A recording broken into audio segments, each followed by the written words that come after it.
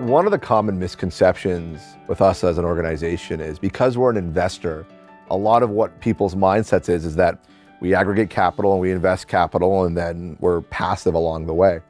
And it's actually the complete opposite. Yes, we aggregate capital and we invest capital, but we get so deep into the management and execution of these projects with our development partners. It started with certain major financial decisions many years ago, and today we find ourselves sitting in discussions on architect selection and suite layouts and construction managers and sales and marketing and logo design and all these things that at the end of the day, because of the insight that we have, our partners feel we can add value in these processes.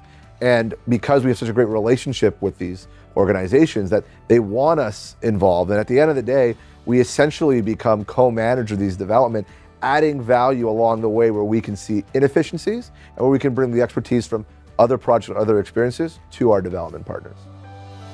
I think that it's paramount in our role that we're the gatekeepers of our investors' capital. We take it very seriously, and certain levels of return, certain things have to be achieved in order for us to even invest our investors' money.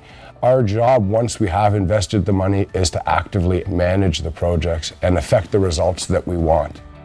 I think that while we take an incredible amount of time to select the right execution partner in any of the developments that we do, as it's paramount to its success, the second part of that equation is really, introducing our team into the equation and how we get involved on a day-to-day basis with our partner, our team, and how we augment the process. So it's not enough for us to be passive. We really want to be involved on a day-to-day basis and add value not only to the development, but to the investors that we represent. It's a very unique role that we play, a day-to-day role, but at the same time looking at the development through the lens of an investor.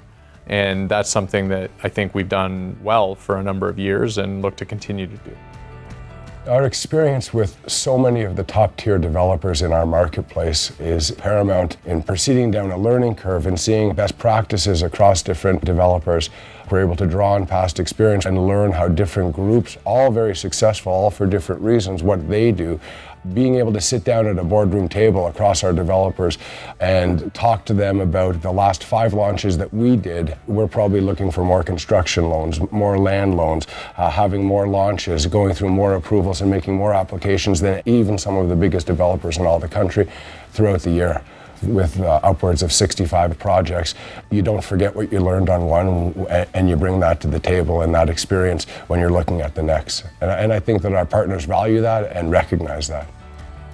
One of the things about real estate development is experience does matter. So having an understanding of how to navigate this process, which is extremely complicated at times and extremely difficult, is an asset. The other asset, I would say, is that as much as things are repetitive, no 2 projects are the same. And as a result, you need to be able to think on your feet, to understand when a risk's presented or an opportunity presents itself. You need to act quickly, you need to be nimble. And while that's often challenging, that's what I think that we actually do best.